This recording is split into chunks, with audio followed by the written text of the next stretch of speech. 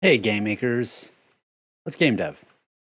So last time we got very basic movement and collision in. Like you can't even jump yet, but we can collide with the ground. We got gravity, and it's pretty dumb looking. And it's not fun to work on dumb looking games. So the sooner you could start making your game look better, the better. The hardest thing for me is like when you start out, it's like, okay, I've got this little rectangle. I should be able to build out my game with just this rectangle, kind of do a Thomas Was Alone thing and build all my mechanics, and I shouldn't need art until everything starts to feel good. But I don't think that's true. Or at least it's not true for me. The the way a character moves and animates informs how it should play and how it feels to play. So I could build a character that is just a rectangle and roll with that, and that would work for a while. But then once I added art, I would most definitely have to go back and change a whole bunch of stuff so that it felt better with the art that I'd chosen. So I prefer to just do it all at once. So what I did was I went and purchased a little asset pack from Itch. So it's this rogue, cute little ninja girl from Pixel the Wise on Itch. It's $10, tons of animations, great, great starting place. Is it the character I'm gonna keep for the final game? Probably not, but I think it'll do 90% of what I want. So I'm going to bring her in, and I've got her separated out into a nice asset package. Let's bring her in. Other monitor. You can just drag and drop the asset package in here. Yep, go ahead and import that. All right, so we now have this rogue character in here. Look, I've even got a collision mask for her. All ready to go. So we got all those animations. Great. I guess that's not an animation, but this is. Cool. So how are we going to get in and get her animating? Well, we're going to get into one of my favorite topics, finite state machines. If you're not familiar, there are tons of tutorials out there, and I recommend looking into them.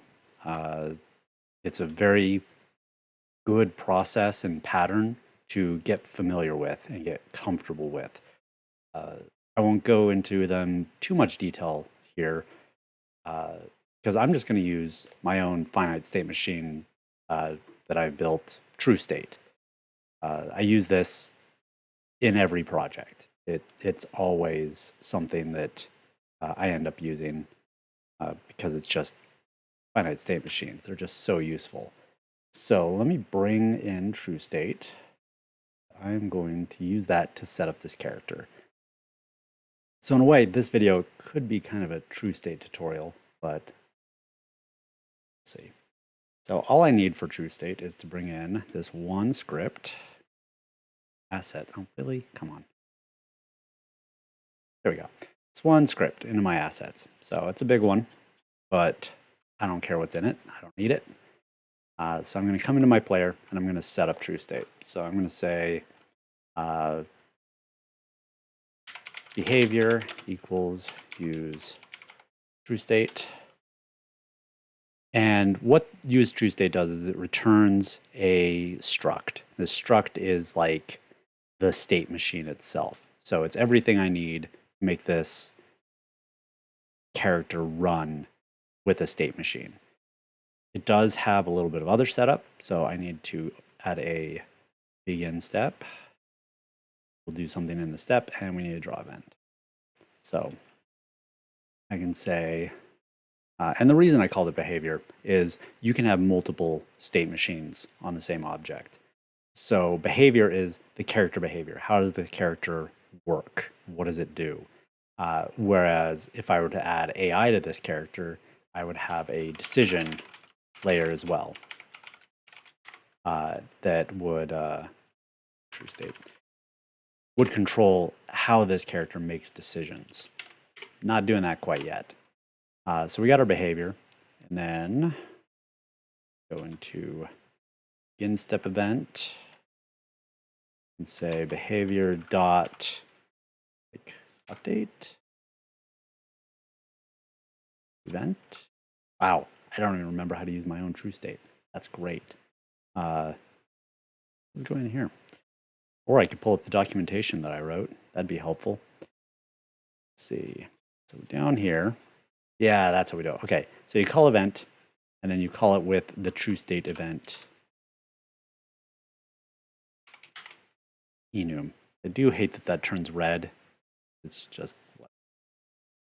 TrueState event dot switch state.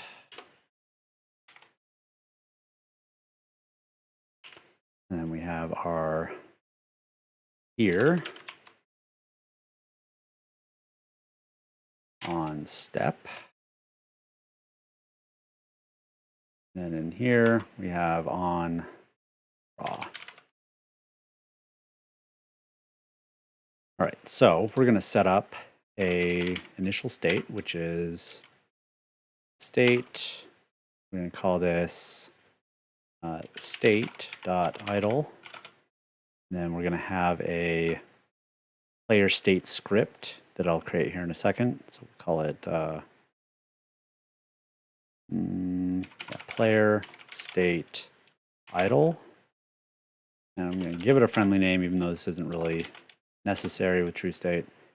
Okay, so we got a lot of blue stuff that hasn't been created yet that I need to make something more concrete for it. So enums. So I'm going to do the same thing I did with the script macro. New script. Call it script enums. I like having all my enums in the same place. So we don't need any function definitions here. I'm just going to say enum state. Again, always paying attention to naming conventions. I capitalize the first letter of my enum. So, well, capitalize every word. I use camel case or Pascal case for my enums. So, and then each value within an enum is just standard variable case. So camel case in this case. So idle is the only state we have right now. I can assume we're going to need a walk, and we're probably going to have a jump.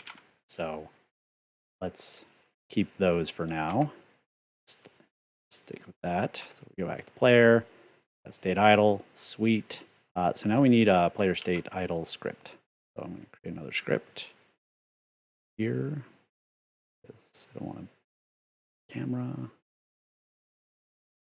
script and say player state idle, player state idle. We don't really need that there. Okay, so with our state scripts, there is a state template that we tend to follow. And I could bring that in, or I could just write it because I am familiar with it. So we're going to switch on event case and need case dot TrueState event dot on enter. I need a bunch of these. Step, draw, and exit.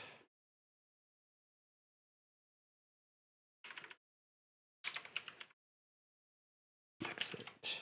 Perfect. Okay, so that's our TrueState template. So what these do is now I can control what happens in any of these events. So the first time I come into this state, the frame that I leave the state, and then every step and every draw event. And TrueState can be expanded to support any GameMaker events like draw GUI, collision events, keyboard pressed events, any of those that you want. But typically I just have step and draw, occasionally, usually on enter as well, and I don't always use on exit, but it's there. And you can leave these empty if you end up not using them. That's fine. It doesn't hurt anything. So we've got our idle. Let's do this. Let's give us our first. Really? Don't want to zoom in on that. Let's see, she's just standing, I think. Back, jump, run, slide, walk. A stand or an idle. Ah, there we are. There's idle. Idle, and then, like I said, I've got her own collision mask in here. That. And then we're ready to start coding her. So I know in this state, her sprite index is always going to be sprite rogue idle. And anytime I come back to this state, I want to reset my image index and animation. So index equals 0.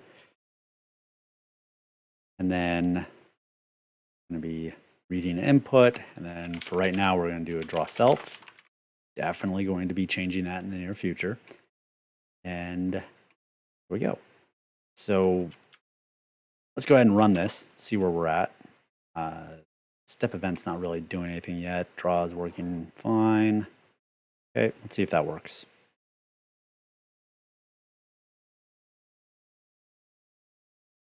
Thinking about it. Okay, there we go. So she's quite a bit smaller than what we had before, but still colliding with the ground, still colliding with the wall. Looks pretty good. So let's get her animating now. I mean, she was already animating there. In fact, the view is very small. We'll do cameras and stuff maybe next video. Looks like it'd be a good time. Okay, let's get walking in, because that'll be fun. That'll lead to a lot of stuff we can do. Add state dot.walk, player state walk. Again, that's not really necessary, whatever. Come down here, player state idle. Let's go ahead and group for these. Player states. Okay, then I'm going to duplicate this one. Player state walk. State walk. And then rename that in here as well. Always forget to do this. Walk. And again, when first enter here, we want image index to be 0. So our walk animation starts from the beginning. And draw self. And now we need a way to kind of get back and forth between these states. So we need some sort of input recognition system. Right now we're doing dead simple input stuff, right? Just, hey, check the keyboard. Are we pushing left or right, yes or no? And then use that. And all of this stuff is going to be moved eventually and rewritten. But for now, we just need to know, am I moving? Yes or no? Am I pushing a button on the keyboard? So let's do that. Let's go into our create event. And again, dead simple. We'll make this way cooler in a future video. But we'll say key left equals false and key right equals false.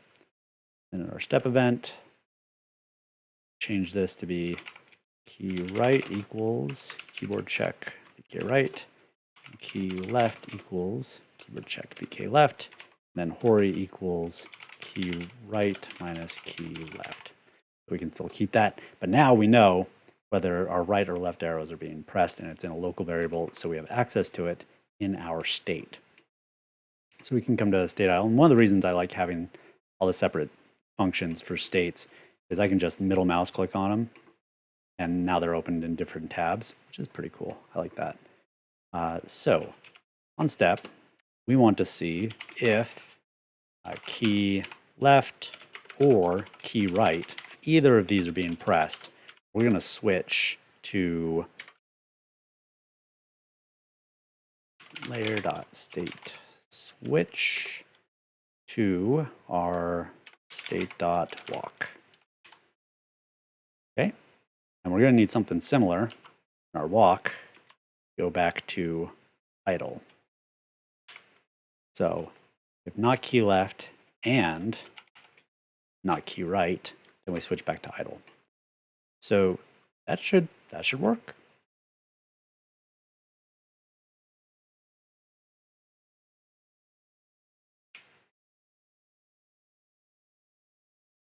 I mean, it works, but she doesn't go to different directions. That's a problem.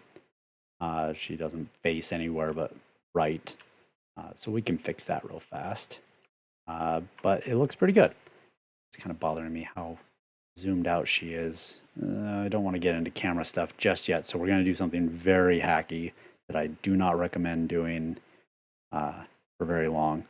We're going to go into our viewports, enable viewports, viewport background, visible. We're going to make this like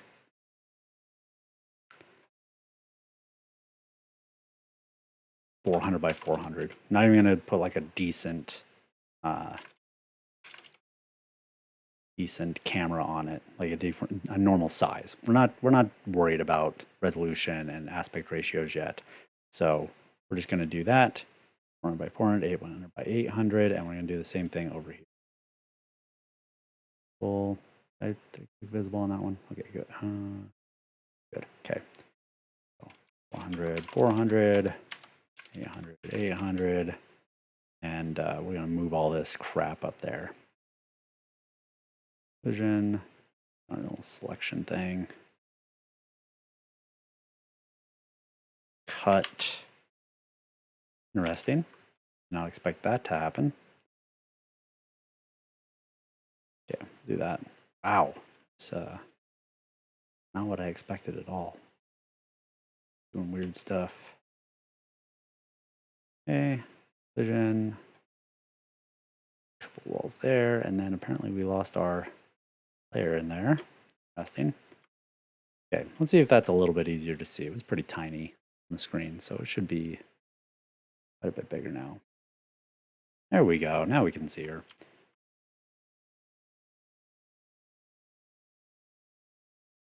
Okay, yeah.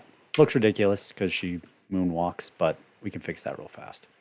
So when we got a couple of things here, right? Typically, what we do is we say, oh, you're moving left, so you want to flip your sprite. So to flip your sprite, we do image x scale equals -1. You got to be really careful about that, though, because anytime you mess with image x scale or image y scale, these are going to also modify your collision mask. And that can cause problems because you might turn around next to a wall and your collision mask isn't perfectly centered around your origin, and now you're clipped into the wall and you're stuck. So I typically have to write or use my own variable for displaying the sprite flipped. So I usually say like face steer, and it's either 1 or -1. But now this causes all sorts of other problems. It's like, okay, now I've got to do draw sprite extended, sprite index, image index, x, y, x scale is going to be face direction, then image y scale, image angle, image angle is another one. If you mess with your image angle, that'll also mess with your collision mask. So another one, if you're going to rotate your character, which I don't really plan on doing, who knows? Don't use image angle, write your own variable. And then image blend, and finally image alpha. Wow, that sucks. I hate having to write draw sprite extended with all of the default variables, so it's almost the exact same as draw self, but because I have one variable that's different, I have to write the whole thing out. Let's not. Let's go into my helpful scripts and that draw self extended. Bring in another full function. Okay, drop self-extended. So this is just a nice replacement for what we just did there. Let's go back, show how this works. So we don't need the sprite index, the image index, we don't need X, we don't need Y, we just want face direction, and then nothing else. We don't need anything after that. There we go. So this defaults to all of the, see this signature's pretty funny actually. Go back here. You can see all the default variables up there. So if you don't put anything, it's the exact same as draw sprite extended with, or very similar to draw self, but now you can overwrite things. And if you didn't know, if you've got default arguments, you can just put empty commas and it'll use the default value, which is pretty nice. There we go. So I can do that, and then player, we'll do it over here as well. Okay. So now we just need to control left and right. So we could say if Hori does not equal 0, then face deer equals Hori. Let's see if that that worked. We can play. Oh, draw sprite extended, self-extended. That's what I wanted to do.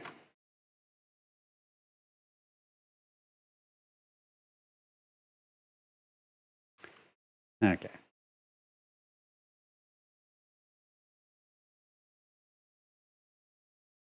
There we go. She moves a little fast. That's all right. Fix that real easily. So right now our move speed is 5. It's a bad idea. Let's move that into a variable, and it's also a little fast.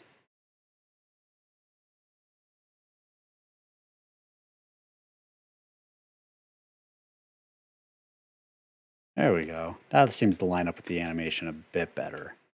So we are now changing states, and we have very basic movement and collision again. Let's get jumping in.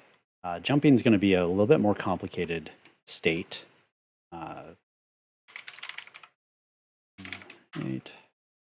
State.jump, state jump.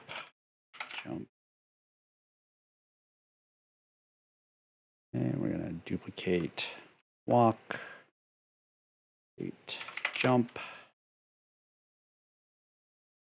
and jump. Okay, so we need her jump animation, which I think it's, so she's got that one. And then we're going to leave it simple right now. This is going to look a little silly, but we'll complicate it after we get it in a little bit. So image index equals 0. We don't care about this right now. So we need to, on jump, we're going to add some v speed. So v speed equals -5. Just jump up into the air. Again, we'll replace that with an actual variable later. And then we're moving and colliding. So how do we get out of the jump and back to idle? Idle would be where we want to go back to. So what's the trigger for that? Well, we're flying through the air. And if we land, we want to go back to idle. So how do we know if we landed? We've got that handy on ground variable that's being set every step event. So if we are on ground, then layer dot state switch state dot idle. Now we just need to listen to the jump button. So let's go back to our object player, because right now we just have these two keys: key left, key right, key jump. False. Step event, we're listening to input up here. jump equals keyboard check vk space. Now in our other states, we can look for jump. So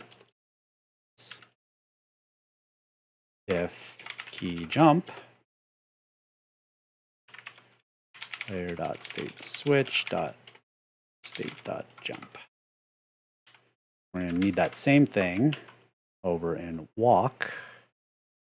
And this is what some people don't like about the finite state machine pattern is you do end up duplicating a lot of code, right? A lot of logic, because you can do the same thing in multiple states. You end up copying and pasting some stuff. And there are some ways of mitigating that, but by following the pattern, it's a little unavoidable. But that does give you a great deal of control over what's happening in a state. So if I decided, you know what, you can't jump while you're walking, just take this out, and now you can't jump while you're walking. So I think it's worth it. I think in most cases it's worth it. There are other patterns out there that I'm less familiar with that probably don't have as much copying and pasting, but this is what I'm going to roll with because it's what I know. So here we go. So now we can jump, in theory.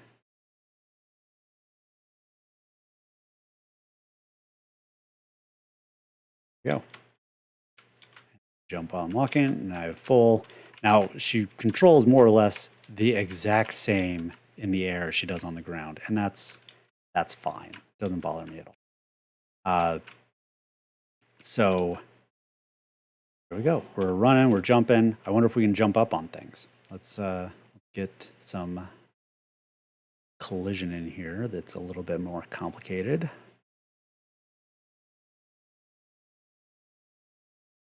This wall really tall, so we don't have to deal with her jumping out of the frame.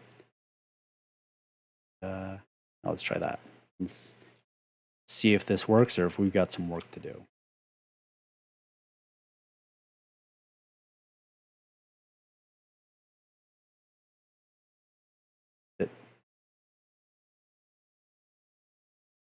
Did I do something silly? Like, I changed that, right? Like that's the room that I'm in. It's kind of weird. Let's try that again. You doing okay, Game Maker?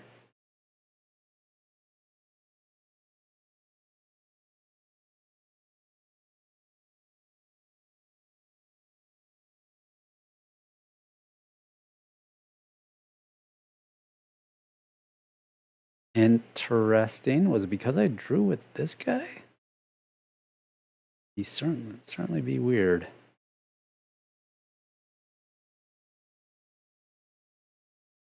Okay, so I've overwritten that now with tile index 1, but tile index 2 should have worked just fine.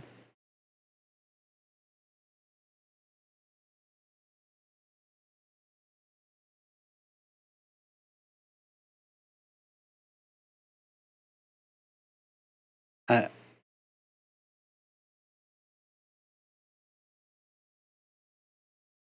I doing something just unbelievably stupid? I've never seen anything like this before.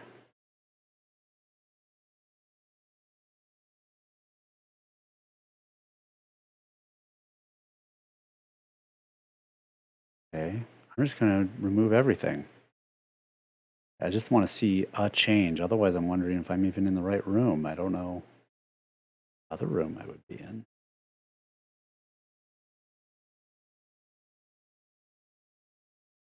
Did I duplicate rooms? Am I in the wrong room?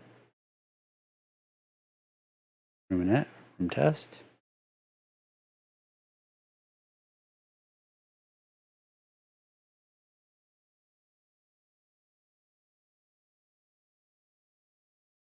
See, in other like tutorial videos, you'd never see anything like this.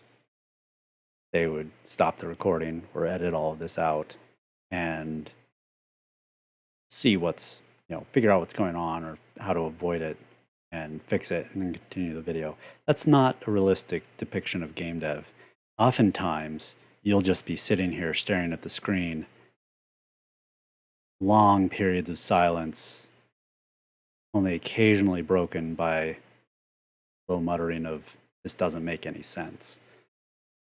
This could go on for minutes, if not hours, and that's just game dev. So this doesn't make any sense. I've never seen anything like this. I think I'm going to close the project and reopen it because I refuse to believe that this is real. So let's just go ahead and exit out of GameMaker and bring GameMaker back up.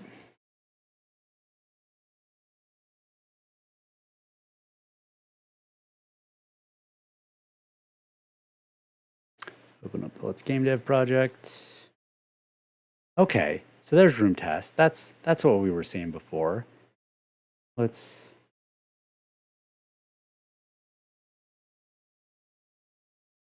build our little platform room. Man, that was weird. Well, let's fail. Let's try turning it off and on again, I guess. All right, cool. There we go. Walking, jump in. Get over there. Nope, not quite. Maybe from the lower one. Yeah, there we go. So now we got a platformer. It's silly looking, but it works.